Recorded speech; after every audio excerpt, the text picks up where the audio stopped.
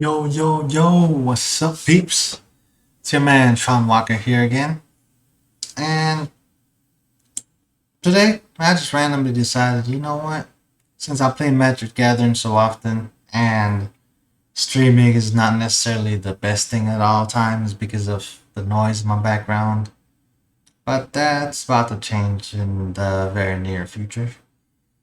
So, because that's the case, I was like, I'm gonna record some games that I play because I play against some extremely cool opponents with some very unique decks. And I'm just gonna go ahead and upload at least one video a day. On days where I do have to work, just Thursdays, Fridays, and Saturdays, since it's like a 14-15 hour shift. Just depends on how much volume we have in our warehouse.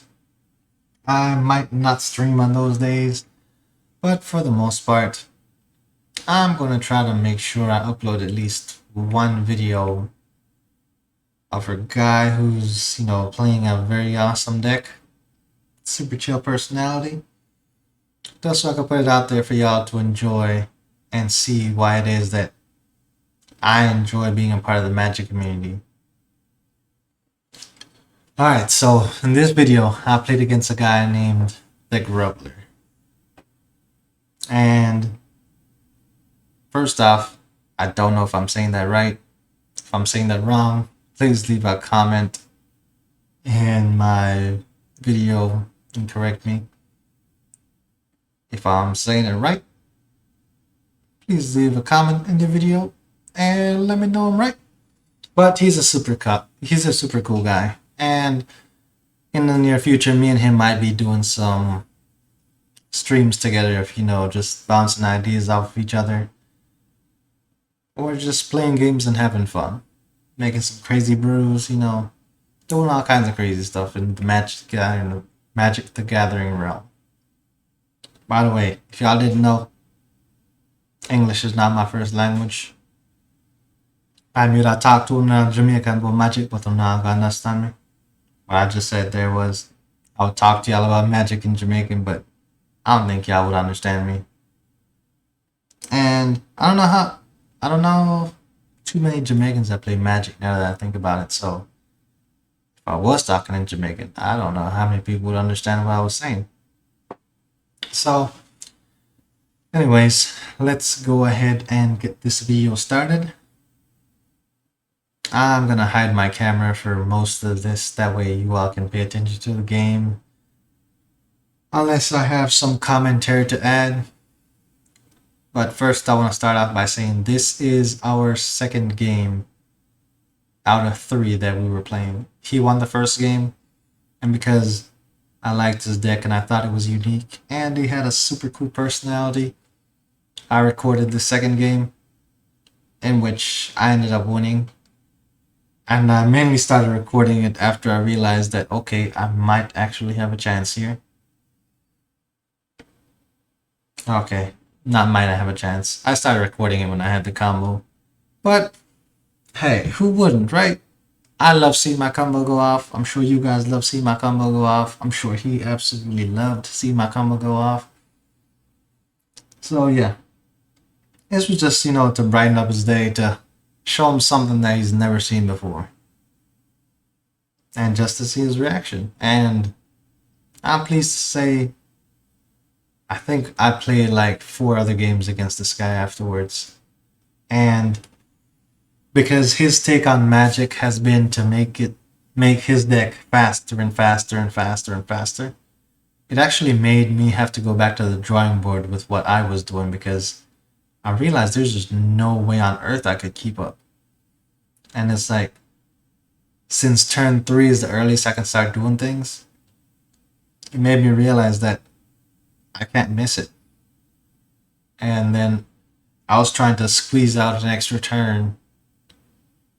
That way I could make something happen against this guy. And I didn't really want it to come down too much on luck.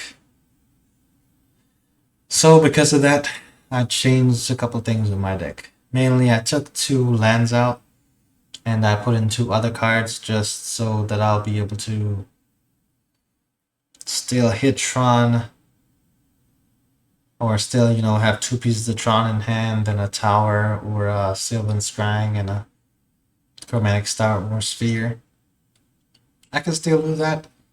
But no, it's like, man, I still need to be a little faster. So yeah, two lands came out, added one extra Sylvan Scrying, added one Ancient Stirrings, because at first I took the Ancient Stirrings out because it made the deck feel like it was calling for three things. Lands, well, I guess four things. Lands, artifacts, Ugin, Karn, and that's about it. So because I felt like the deck was just calling for those few things, I didn't want to put too many Ancient Stirrings in the deck because I felt like it would make the deck miss the whole point. But now that I've added in four Karn the Great Creators, I can say that Ancient Stirrings is really not a bad card, and I'm debating if I should put more into the deck. But as of right now, 18 lands is working, and so I'm gonna stick with that for a couple days and see how it continues to work. But I'm gonna go ahead and play this video for you all. Hopefully you all enjoy the video as much as I have, because some of these games I've went back and rewatched myself playing against them because he was such an amazing opponent to go against.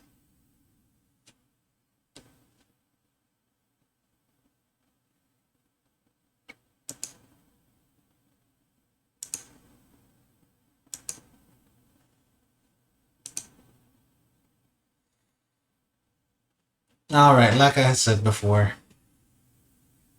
I started recording when I realized I had the combo here. And, I was going to show him something that he's never seen before. You all have seen it if you all are following the channel, just checking out the channel for the first time. I would appreciate if you leave a like or a comment on the videos. You can subscribe if you want to. It would be highly appreciated. But for the most part, I'm just trying to grow my community, and I have a whole bunch of chill people in here who love to play Magic together. By the way, the Grubbler does have a YouTube channel, and he has streamed in the past. So as soon as I get his information, I'm gonna make sure to put that in the comments below, because I think he has a lot of information that could be valuable to both me and my community. Okay, go ahead and hide my camera for a little bit and let y'all watch this video.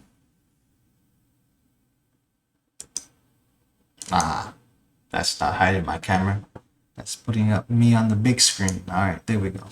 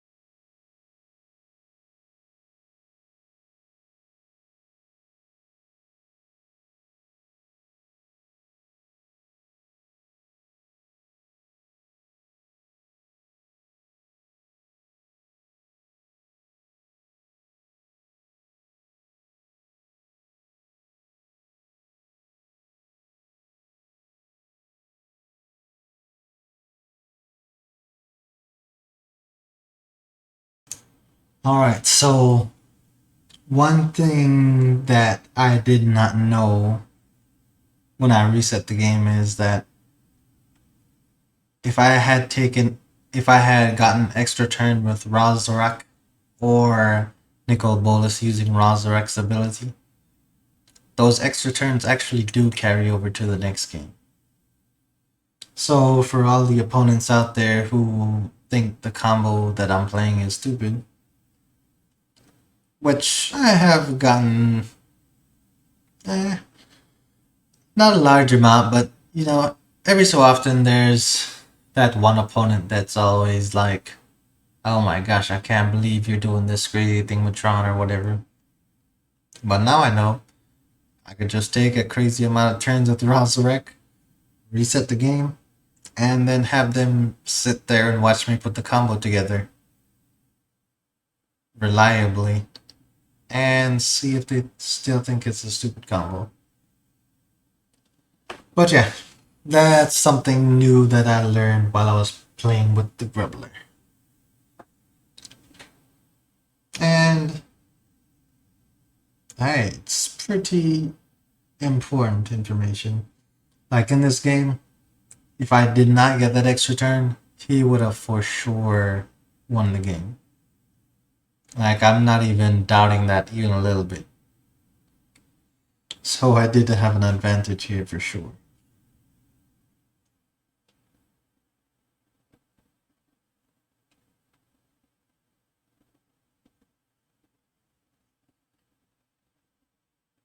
And like I was saying earlier, this was game 2 out of 3. So game 1 he won it no problem because he's just playing a super, I call it a super aggro deck because it's not quite combo, because typically combo decks combo and win the game that way. With him it's like he combos and he has to do the whole attacking action, so it's more like an aggro deck than a combo deck. But I'll consider it something like a super aggro because it's just ridiculously fast. And if you can't answer it as soon as it's out on the battlefield, you'll probably end up losing the game. Alright, let y'all go ahead and finish this video.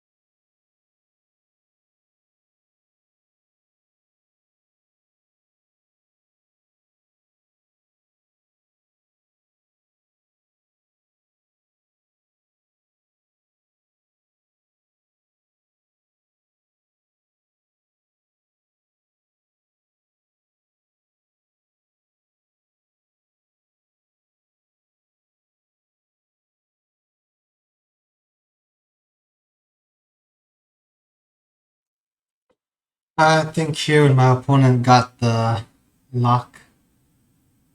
So now he's countering the first spell that I play every turn. It just wasn't fast enough. Or I should say, it's not that it wasn't fast enough. I got an extra turn. If I had not gotten an extra turn, I would probably be in trouble at this point in time. And now, since I was about to play some Planeswalkers, see, you went ahead and said good game, and we moved on to the third game, which I will play for you all as well.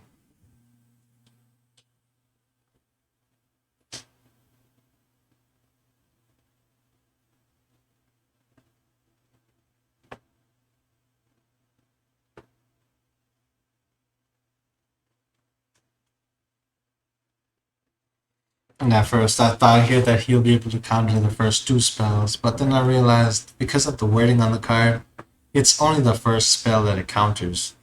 On top of that, it's a legendary permanent, which means if two of them are on the battlefield with the same name, it buries one of them, or basically you have to sacrifice one of them.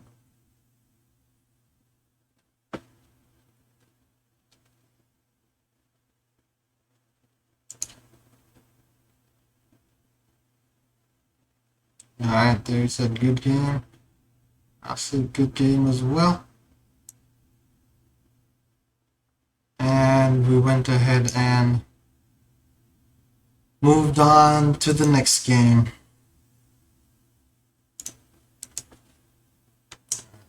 Go ahead and get that started. Alright, let's see.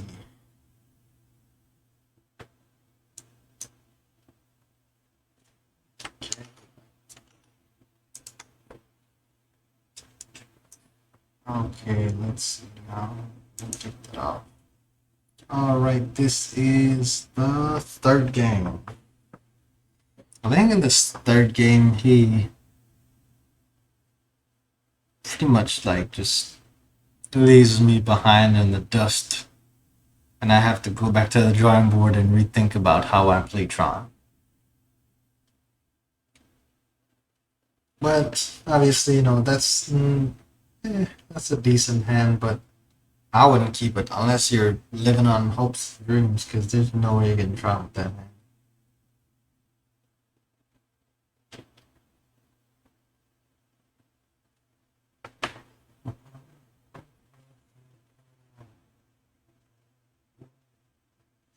But yeah, I'm pretty sure I mulligan this hand. Yep. And then I mulligan this hand as well. And I thought to myself, can I keep this hand? Absolutely not.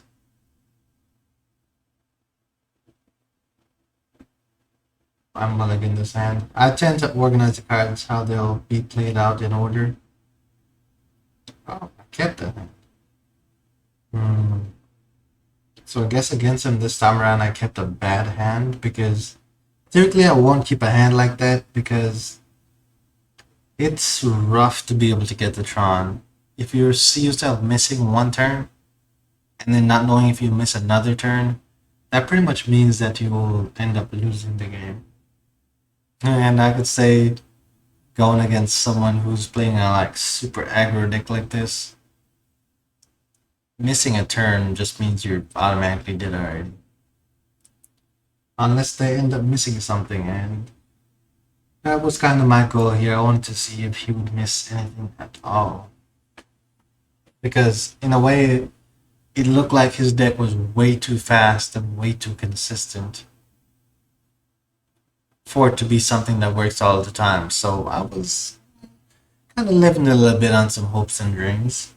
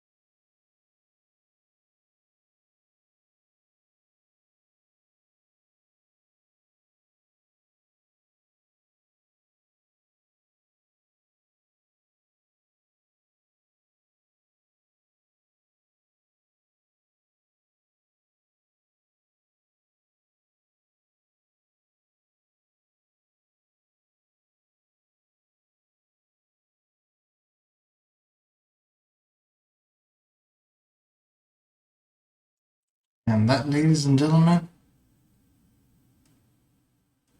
is how amazing his deck is. Earlier I said that I started recording game 2 after I saw I was about to get the combo. I guess it was game 1 after I saw I was about to get the combo. And this is game 2. Alright, let's go ahead and head over to game number 3. I thought I only recorded the second and third game, but turns out I was wrong. I recorded all 3 games.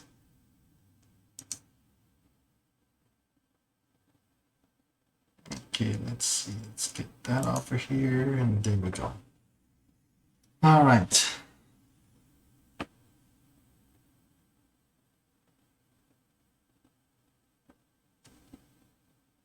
I think... Prepare to be amazed for the combo. I might have asked him for a rematch. I'm not quite sure yet.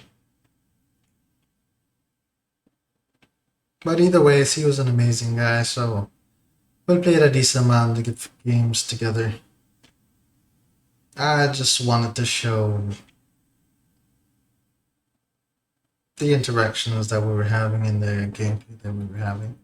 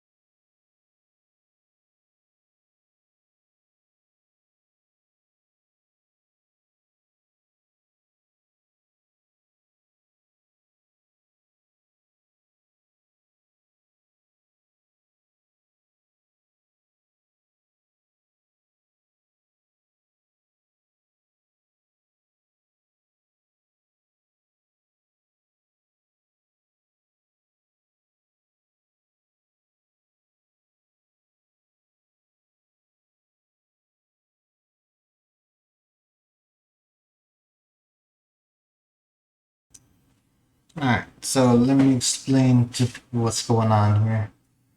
So, I think in this game I misplayed one time, and it was right now. Because what I should have done was I should have unequipped his equipment from his bird. And if I had unequipped his equipment from his bird, there's no way for him to re-equip it. And since that is the case, I might have been able to win the game. But for some reason I wasn't thinking about that at this point. I realized that after going back and watching the video. But the play would have been to make his equipment into a creature, which forces it to be unequipped from the other creature. And then he can't re-equip it again. And then from there I just need to find some other way to win the game.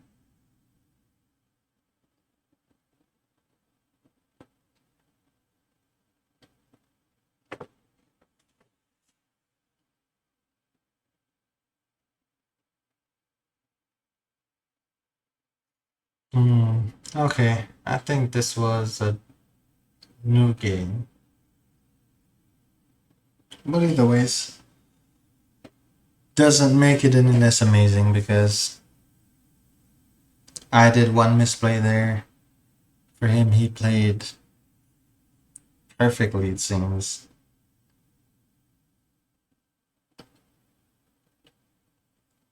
But he was also missing one of his main cards that destroys artifacts, which is his favorite card, and that is Shenanigans. So, yeah. Shenanigans for sure would have won him that game.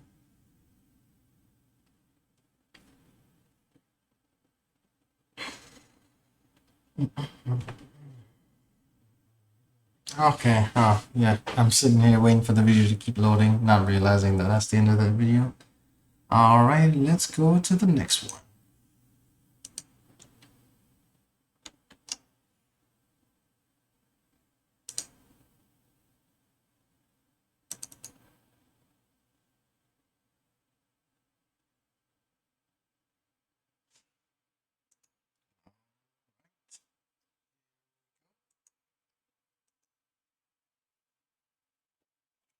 And that's when I kind of realized that turn 3 stopping him with something like a Ensnaring Bridge or something is extremely vital. So because I'm leaving myself open those first 2 turns, on turn 3 I need something big to happen every game. And if it's not getting Tron and a Planeswalker on the battlefield or doubling season on the battlefield, it needs to be, at minimum, be Tron. Or be Tron on turn 4, because if I get Tron on turn 4, I can play doubling season and the small Jace that we have up there, Jace Cunning Castaway, or Liliana of the Veil.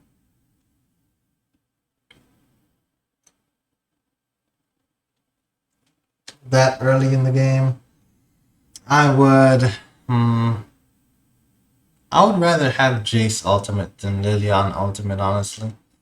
Because if Jace Ultimates, I can make infinite Planeswalkers and infinite 2/2 tokens. And then I found out after some playtesting, I can make all my Jaces make it to where when my creature deals combat damage to a player, I draw cards. Oh, it's not even combat damage to a player, it's just combat damage in general. So yeah, I could draw as many cards as I want using Jace and his 2/2 illusions.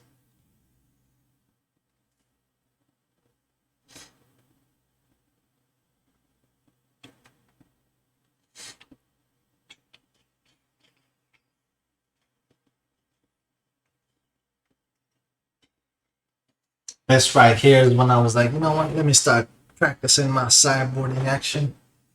And I was like, everything that cost less than 3 mana, put it inside the deck. Only things that worked against him that didn't cost less than 3 mana was Ensnaring Bridge and Silent Arbiter.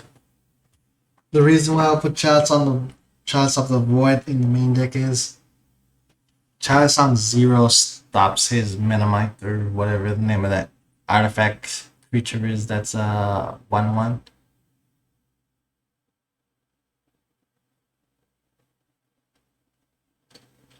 But one of the first opponents I actually sideboarded against. So extremely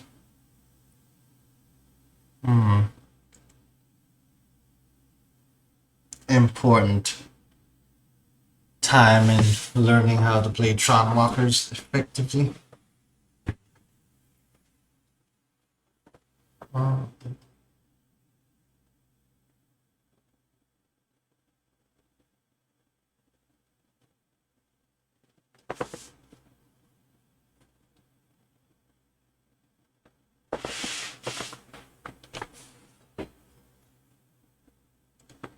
I actually didn't realize how many matches me and him played and how long they were until just now.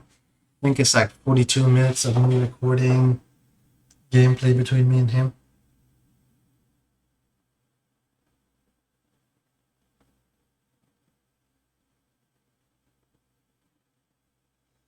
I think in the future though it's going to be a lot better because he is open to streaming with me and sharing his ideas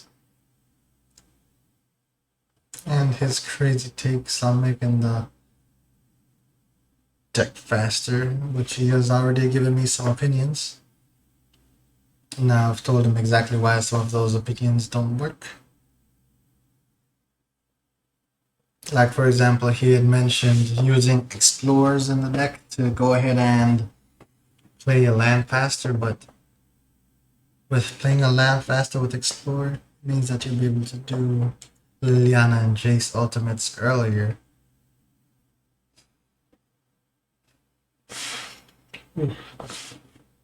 But at the same time, if you ultimate a Liliana and you force an opponent to sacrifice one of 2 lands,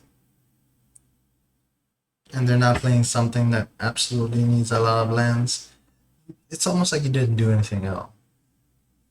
And it's so inconsistent that it's not worth it.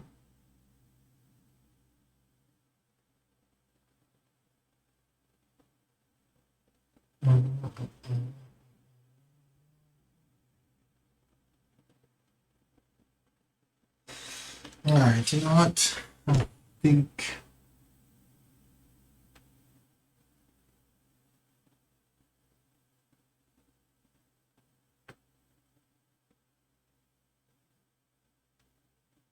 yeah, this is a new game for sure. After this game, I'm gonna go ahead and upload this video because this video is kind of lengthy, and I want somebody to have to feel like they have to sit and watch like an hour-long video of me playing a game against one opponent. So after this game, I'm gonna end the video and then I'll make another video. I did play against someone who was playing land destruction though, and that game I also want to upload because it was fun for me. Because I actually had a strategy whenever I found out they were playing land destruction.